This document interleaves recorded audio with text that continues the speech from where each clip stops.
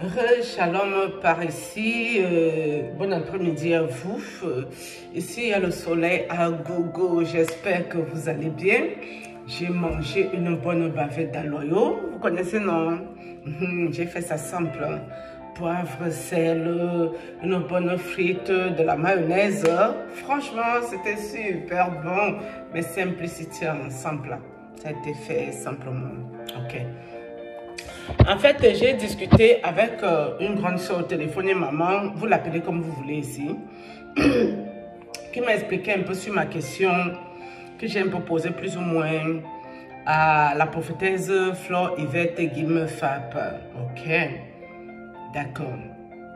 Par contre, le fait que les femmes puissent prêcher au pupitre, je n'ai toujours pas eu de réponse à cette question. C'est vrai que la maman, elle m'a un peu fait un reproche par rapport au fait que je dis la patrie avant tout. Elle m'a dit non, ça fait discrimination, ça fait un peu comme dans le racisme et toutes ces affaires, bref. Même j'irai un peu sur Israël, les Israélites avec Égypte. Les Égyptiens, c'était les enfants de Dieu, nous sommes d'accord? Les Israélites aussi. Mais Dieu avait pris position pour sauver les Israélites. Oh, j'arrive pas à appeler les Israélites. Wow, on peut faire ça, dama. Les Israélites de la main de Pharaon. Il a envoyé Moïse et Aaron pour sauver son peuple de la main des Égyptiens. C'est la prière que je vous dis, c'est que tout le temps que je la fais, ça ne rate jamais. J'ai le résultat sûr. Et quand vous lisez cette prière, c'était un peu le piège. C'était le piège sur Pharaon à tous les niveaux. Jusqu'à la fin, Dieu l'a englouti avec ses disciples dans la mer Rouge. Mais ça veut dire que Jésus-Christ a pris position pour les Israélites. Et pourtant, les Israélites n'étaient pas parfaits. Vu qu'ils ont fatigué Moïse au désert, avec la lamentation, les plaintes, ils en avaient ras-le-bol. Pourquoi ils les ont enlevés d'Égypte où ils étaient quand même plus à l'aise que d'aller les traîner un peu de partout? Il y avait beaucoup la plainte. Vous pouvez partir sur l'Ancien Testament et écouter cette histoire qui est fabuleuse. J'ai beaucoup aimé et je l'écoute tout le temps. Lazare, c'était l'ami de Jésus. Jésus l'a ressuscité, Lazare. Alors qu'il y a d'autres personnes qui étaient aussi décédées, qu'on a enterrées. Jésus n'est pas allé les sauver de quoi que ce soit. Nous sommes d'accord. Mais elle a sauvé son ami Lazare. Donc, je vais vous prendre un exemple simple. Si je vois ma 15 sous et qu'elle est faite dans le sol, mes amis, je vais sauver qui? De vous à moi. Je vais d'abord aller relever et quand il fait du nom.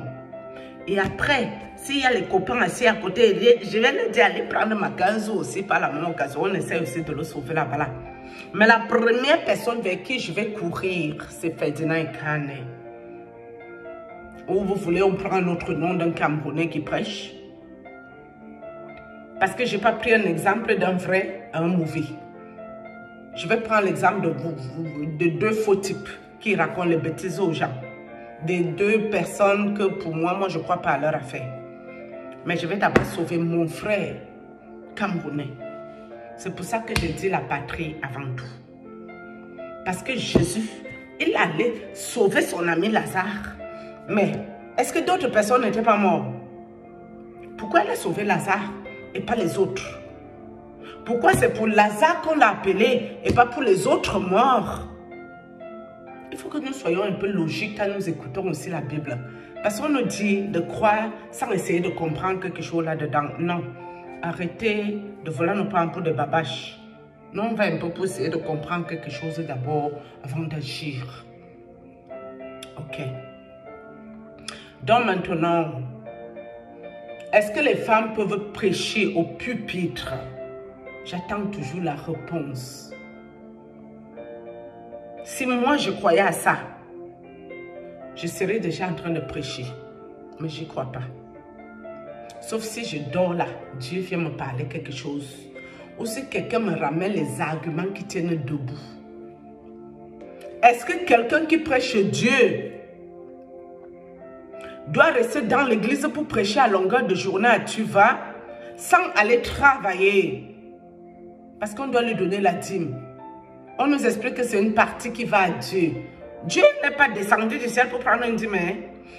Jésus-Christ de Nazareth, il est parti à la droite du Père. À quel moment il vient manger une dîme sur la terre des vivants? À quel moment? Hein? Moi, je ne comprends pas. Ou c'est moi qui cherche trop la logique et que ce n'est pas très normal. Peut-être, hein? Parce que j'estime que les fidèles qui vont à l'église, c'est les mêmes fidèles, ils ont fini veiller de prier à tu vas. La fatigue peut-être qu'il a, mais personne ne veut d'ailleurs. Mais tout le monde va aller à la droite du Père. Dès que tu meurs, c'est les moqueries sur toi maintenant. Oh, tel a tué tel. Oh, c'est l'autre qui a tué l'autre. Oh, comme c'est comme ça là.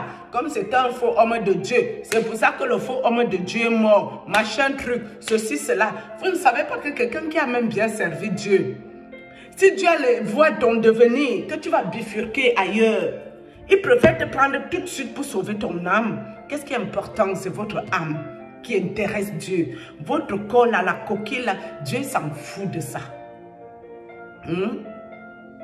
Donc ça veut dire que tu peux prêcher la parole le dimanche. La semaine, il faut aller travailler. La semaine, tu vas co-worker. Tu vas sauf qu'à aller travailler. Wow. Parce que tu dois aller travailler que la semaine et tu dois encore prier sur ça. Oui. Parce que normalement, si tu pries à Dieu et que Dieu est d'accord avec le travail que tu fais, personne ne va t'embêter là-bas. Dieu va planer ton chemin. Hein? Donc, que ces gens arrêtent de nous emmerder avec les dîmes. Ça suffit maintenant. Hein? Nous qui parlons là. Donc, nous parlons pour le diable. C'est moi qui suis assise ici. Je vous ai montré qui j'étais pendant que j'étais dans l'oppression. Ce n'est pas Dieu qui a fait de moi celle qui est là, qui vous parle, qui parle à quelqu'un. Mais moi, je ne prêche rien en personne ici. Je n'évangélise personne. Je fais le témoignage de Dieu et je fais ma thérapie. Et ça me fait un bien fou. Ils l'ont vaincu à cause du sang de l'agneau et à cause de la parole de leur témoignage. C'est pour ça que je suis là. Vous voyez que je gagne quelque chose à parler ce que je parle ici. Même les minables monétisations qui tombent. Les minables, je dis bien, ce n'est pas beaucoup, mes amis. 1000 vues. Demandez à ceux qui font monétisation, 1000 vues, tu ne gagnes rien dedans. Tu ne gagnes même pas 1 euro. 1 euro dedans, tu ne gagnes pas sur 1000 vues. Vous voyez que je parle pour qui? Je parle pour ce que Dieu a fait pour nous. C'est ma contribution pour Dieu. À quel moment je vais m'asseoir, demander la dîme, l'action de grâce et dire ouais, comme je parle pour Dieu, venez me donner la dîme, l'action de grâce, les offrandes. Non, quelqu'un peut me bénir. Je prendrai de bon cœur. Quelqu'un qui pense que ce que je parle peut lui faire du bien, tant mieux. S'il me bénit, je peux prendre de bon cœur. Mais si personne ne me bénit, je n'ai pas forcé quelqu'un de quoi que ce soit. Personne ne me doit rien ici. Personne ne m'a pas demandé de venir parler ici. Les gens, ils ne peuvent pas se lever. Ils ouvrent leurs églises, on ne leur a rien demandé. Ils vous racontent que c'est Dieu qui les a envoyés ouvrir des églises, aller payer le loyer, aller laver le sol, aller ranger les chaises après le culte. Non. Ces gens peuvent s'asseoir dans les réseaux sorciers. Bonjour, tonton, je peux m'accaser. Ils peuvent s'asseoir dans le réseau sorcier. C'est J.P. Bakazo qui nous a appris la fête, c'est que c'est les réseaux sorciers qui sont ici. Ces gens, vu qu'ils sont installés avec nous ici, matin, midi, soir, pour chercher les abonnés, les fidèles, non. Nous, on ne cherche rien. Moi, je ne cherche même pas ni abonnés, ni fidèles, ni rien. C'est Dieu qui gère ça. Ils peuvent vous enseigner ici très bien. Quand ils ont fait de vous enseigner ici, ils se lèvent, ils vont walk. Ils n'ont qu'à aller travailler, ces gens-ci. Qu'ils arrêtent ça. Ça suffit maintenant, hein, de se la couler douce. Okay? Je prie pour vous. Je vous ai montré une vidéo ici. Le monsieur vous gronde. Les vêtements que lui porte, ce n'est pas lui le couturier. Et vous venez l'apprécier pour le bénir. Il est déjà béni depuis chez Dieu. Vous devez le bénir quand en allant coudre ce costume. Dieu lui a demandé à quelqu'un de porter le costume. Le blazer, taillé sur mesure. Dieu a demandé ça à quelqu'un au ciel. Dieu n'aime pas la saleté. La saleté seulement, Dieu n'aime pas l'eau. Va te laver. L'eau n'est pas chère. Achète le savon de Marseille. Frotte le corps pour te laver. Je vous ai montré un pot ici, c'est 5 € un Nivea. Tu frottes le corps pour hydrater sa bing. Dieu, lui, ça lui suffit. Dieu n'a pas besoin de rien. Dieu n'a pas besoin de rien. Et va travailler. Va travailler ton argent. Et quand tu finis de travailler en tant que serviteur de Dieu, va aider les orphelins qui n'ont pas de mère, qui n'ont pas de père, qui souffrent. Les orphelins qui sont en souffrance. Ce que tu gagnes, monétisation, parce que sur leur page, il y a les pubs. Monétisation, prends au moins une partie dedans, envoie dans un orphelinat où les enfants souffrent. Moi, je ne gagne rien. Le peu que je gagne, mes amis, j'ajoute encore ma part sur ça. Ma part d'argent que je n'ai déjà pas si. Je prends que la monétisation qui n'est rien du tout pour moi si. Je mets ma part sur ça, j'envoie. Vous croyez que je gagne quoi? Là, je peux me dire que je sers Dieu. Ça, c'est Dieu que je sers. Et je sais que même si je me lève et si je tombe, que Dieu me rappelle à lui. Pour moi, dans ma tête, c'est clair que le nom de mes enfants est écrit dans le livre des souvenirs de Dieu. Ça, c'est clair et net. Pour moi, l'histoire est limpide. Très clair, comme l'eau de roche. Dans quoi vous êtes? C'est pour ça que je vous parle à vous, les fidèles. Parce que moi, ces gens-là, je m'en fous d'eux, je ne les gère pas. Mais vous, les fidèles embobinés, envoûtés, avec les esprits des eaux, les démons, les mamiwata, les sirènes des eaux, faites attention à vos vies. Une bouche d'un homme de Dieu, une bouche d'une femme de Dieu qui vous maudit à longueur de journée, qui vous souhaite le mal. Ce n'est pas Dieu qui est là. Dieu est miséricorde et les compassions. La pitié. Même quand tu fais les pires bêtises, tant que tu respires, Dieu peut encore te pardonner. Mais si vous voyez quelqu'un et dit qu'il sert Dieu, ça va maudire les gens à tort à travers. Sachez qu'il n'y a pas Dieu là-dedans. Incantation, conjuration, imprécation, c'est ça qui est là. Et si la personne te maudit, une malédiction sans cause et sans effet, tu pries sur place, tu annules, tu brises, tu détruis, tu anéantis ça et tu lui renvoies sa malédiction au centuple. Au nom puissant de Jésus-Christ de Nazareth. Si tu lui as rien fait, parce qu'on vous connaît. Parce que quand on vous parle ici, vous ne comprenez jamais rien. Tu ne dois pas aller chercher les problèmes quand on va te maudire. Tu vas vouloir annuler, briser, détruire, anéantir la malédiction. Non. Évitez les problèmes. Quand tu as évité ci, ou tu as seulement dit la vérité à quelqu'un, personne ne peut te maudire sur une vérité. Ça n'existe nulle part. Moi, tous mes problèmes, le papa prêtre exorciste a enlevé le gros loup. Mais le loup qui avait les serpents et autres, c'est ma bouche qui a prié pour moi-même. Ma bouche. Que j'ai prié à Dieu d'agir.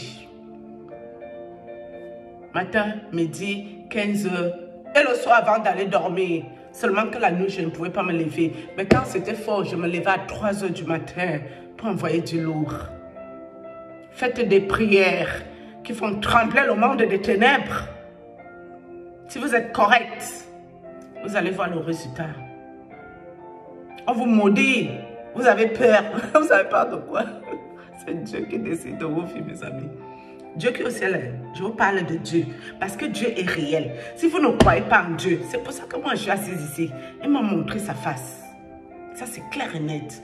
C'est les autres imbéciles, vous voyez bien non? Quand je vous vois entrer dans les affaires de Dieu en vrai, ils viennent me distraire même. Ils ramènent leurs conneries qui viennent me visiter la nuit à tort à raison. Ils viennent me faire péter un câble ici. Mais là, je ne peux plus vous parler de ce que Dieu a fait pour moi. Je suis la preuve vivante que Dieu là, il est réel. Et comme je vous ai dit, moi, assise ici, si ma vie tombe, la honte, c'est pour lui, hein? Parce que quand je parle ici, même si je prends un parti de quelqu'un, mais si la personne n'est pas correcte, vous me voyez ici, je lui dis sa vérité en face. Moi, je ne suis pas quelqu'un qui va prendre parti sans dire à la personne que toi-même tu déranges. Voilà à ce niveau tu as dérangé. Mais, est-ce que le fait que tu as dérangé ici, les autres doivent venir te crucifier? Non, parce qu'ils ne sont pas Dieu, parce qu'ils ne sont pas parfaits. Si nous regardons qui ira en enfer, qui ira au paradis, mes amis, vos hommes de Dieu là, vos serviteurs, servantes de Dieu, ils iront au paradis, mais nada. Jamais, hein? Jamais de la vie. Tout ce que je peux vous conseiller, si vous priez 5 fois par jour, demandez à Dieu pardon 5 fois. Si vous-même vous savez que vous avez fait des péchés, demandez pardon. Dieu est miséricordieux et compassion. Par contre, un péché répétitif, ça devient l'iniquité. Et l'iniquité, ça c'est une autre affaire. Hein. Tu ne peux pas t'amuser à faire les mêmes péchés tous les jours, demander pardon aussi à Dieu tous les jours. Là, ça devient des foutaises et des moqueries à l'égard de Dieu. Nous sommes d'accord? Moi, je vous ai dit ici ma colère. Dieu m'a aidé. Je n'avais plus de colère. Jusqu'à ce que Patrick Nouma me fasse chier et que je pète un câble à l'ancienne époque. Et encore, je me suis abstenue beaucoup. À l'époque, j'insultais comme vous ne pouvez pas vous imaginer. Mais malgré que je lui ai parlé, je me suis abstenue beaucoup. Tu sais, j'ai fini avec ça, Shalom.